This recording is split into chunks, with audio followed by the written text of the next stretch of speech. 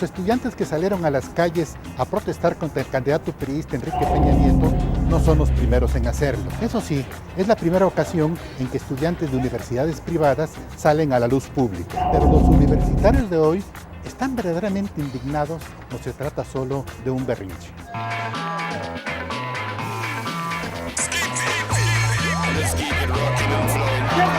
No, no soy. Soy muy aparte. No tengo muy... Más o menos, sí.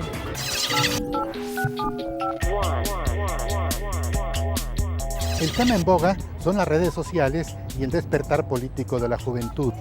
Algunos lo están llamando la primavera mexicana. ¿Cree usted que los jóvenes pueden cambiar el desenlace de la elección presidencial de este año? ¿Cuál es la verdadera proporción del movimiento estudiantil universitario? Antes de responder a estas preguntas, es importante conocer el perfil electoral de la juventud mexicana.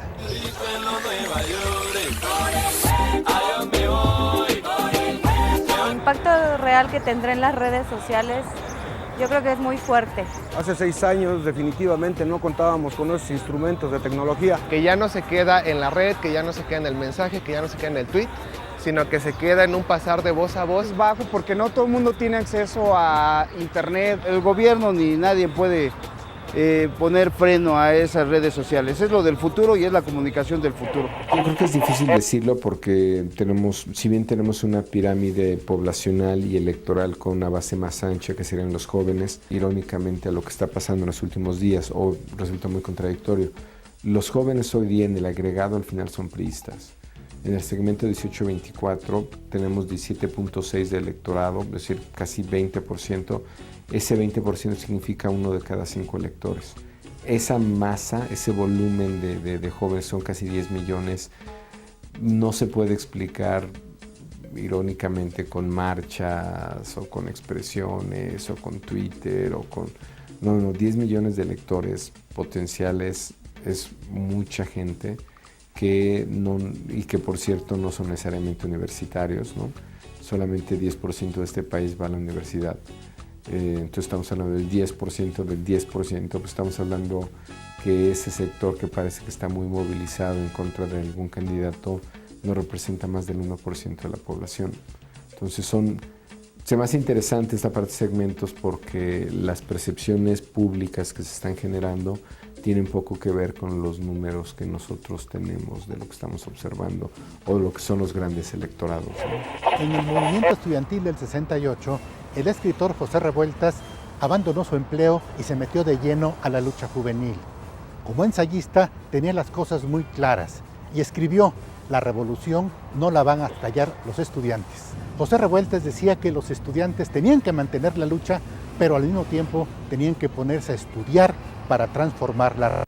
El ideal de los jóvenes como revolucionarios ha sido eso, un ideal o acaso un mito genial.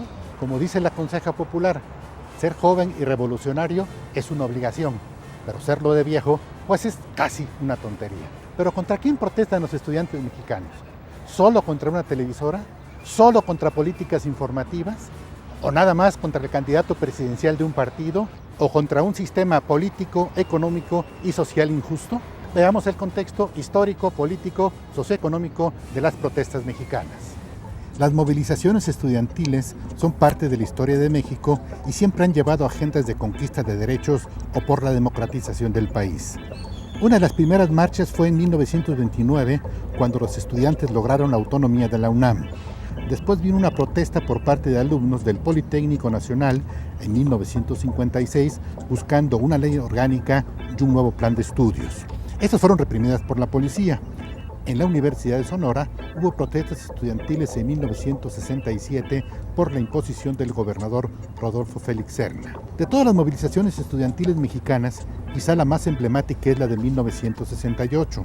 Ahora recordamos su desenlace tan negro, pero pocos se acuerdan que los estudiantes luchaban contra la represión de granaderos y por un pliego petitorio contra el sistema autoritario. Más recientemente hubo protestas en 1989 y en el 2000 en la UNAM contra el intento de subir las cuotas universitarias.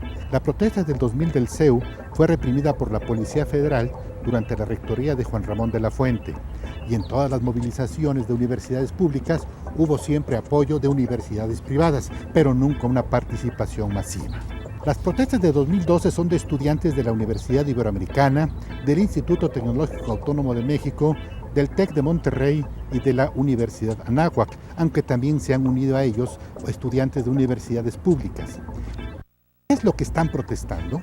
El número 132, dicen, es representativo de todos.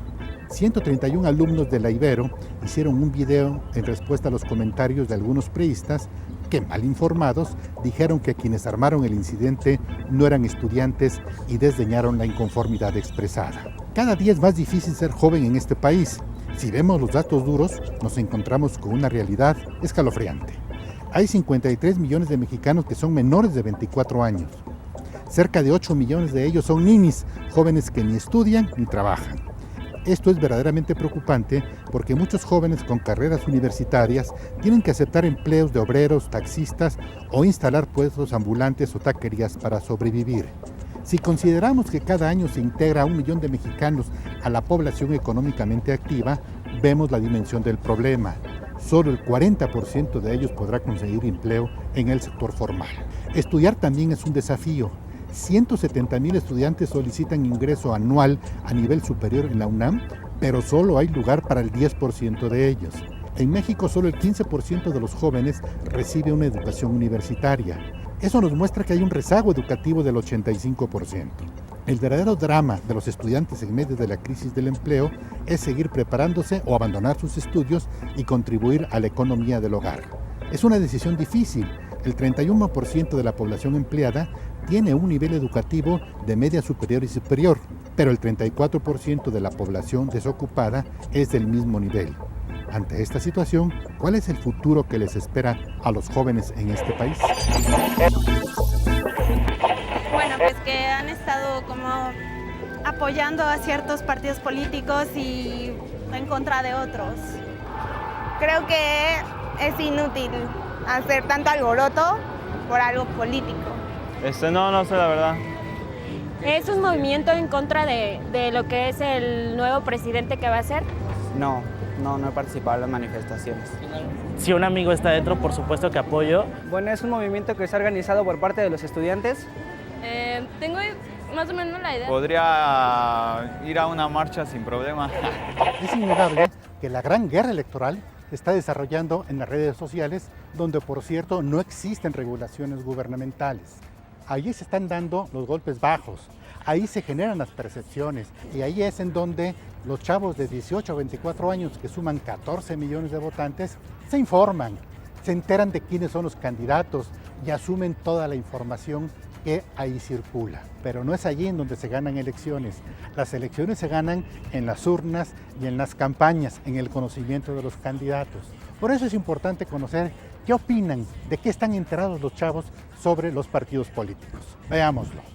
De donde vengo yo, la cosa no es fácil, pero siempre igual sobre... Ángel Tomasis Briceño, de 23, la carrera de Ciencias de la Comunicación ahí en la UNAM, en CU, y principalmente por internet, que si se fijan el target al que va dirigido todos estos medios es para una población de jóvenes de media alta, dentro de lo que entran los chicos del Ibero. Las ideologías quedaron hace mucho tiempo de lado y yo lo veo más como si fuera como un equipo de fútbol. Te pones la playera del candidato ya sea por tus círculos sociales que frecuentas o por influencia de gente cercana a tus padres, tus amigos, etcétera. Y eso es lo que determina en muchas ocasiones tus preferencias políticas y no tanto así como que estés a favor o no de sus propuestas. Hay dos cuestiones. Un joven puede ser manipulable muy fácilmente debido a esta inexperiencia y estas ganas de actuar.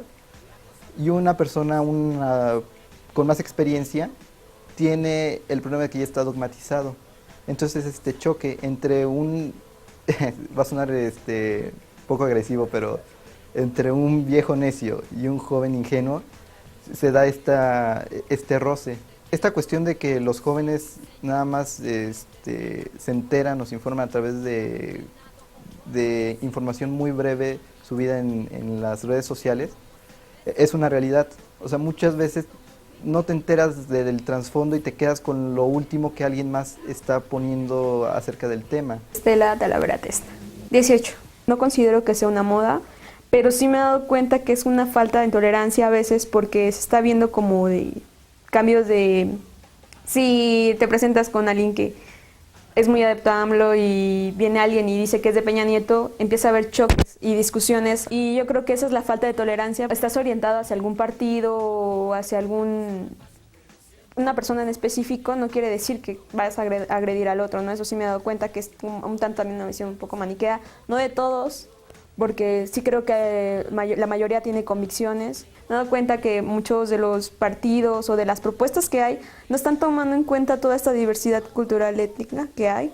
Tengo 23 años y estudié Ciencias de la Comunicación, especial en Comunicación Política en la UNAM, facultad. Todavía estoy decidiéndolo, creo que la contienda se va a cerrar al final y el voto va a ser muy estratégico, entonces sí hay que ver y también cómo ajustan las campañas. No se pueden definir todos hasta ahorita. Apartidista, sí, porque hasta ahorita ningún partido brinda soluciones. Más bien, creo que no hay que casarse con una idea, sino con las propuestas y lo que proponen. Ahí es donde está el voto útil y pensado e inteligente. Soy Mariana Torres, tengo 23 años, estudié periodismo en la Facultad de Ciencias Políticas y Sociales de la UNAM. No todavía. Primero quiero terminar de revisar las propuestas a fondo, porque si me lo preguntaras en este momento no votaría por ninguno. Creo que se parecen, creo que son menos diferentes de lo que ellos mismos se creen, y eso es lo triste, ¿no? Que no son una opción real. ¿Podrá el movimiento universitario cambiar la intención de voto de la gente? Yo creo que sí. Por supuesto, es un gran detonante que finalmente hoy están retomando los jóvenes y que había estado adormecido durante mucho tiempo y que hoy finalmente está retomando su curso. Voto que está indeciso o aquel voto que no está completamente convencido, sí lo puede inclinar hacia cierta balanza o hacia un partido o hacia un sector. Pues no creo, porque son universitarios, son gente de bien, o sea, son muchachos que pues no tienen mayor problema más que pues expresar sus ideas. Ya si hablamos de porros ya sería otra cosa, ¿no? Porque ya sería inducido la situación. ¿Qué clase de votante es usted? ¿Es un votante enojado? ¿Es un votante acarreado? ¿Es un votante útil? ¿Conoce usted las estrategias de los partidos para conseguir su voto a cambio de algo? Siempre es a cambio de algo, aunque ese algo nunca llegue. Bueno, de eso hablaremos el próximo programa aquí en Proyecto 40. Recuerde, es Política Incómoda, todos los lunes, 10 de la noche. Muy buenas noches.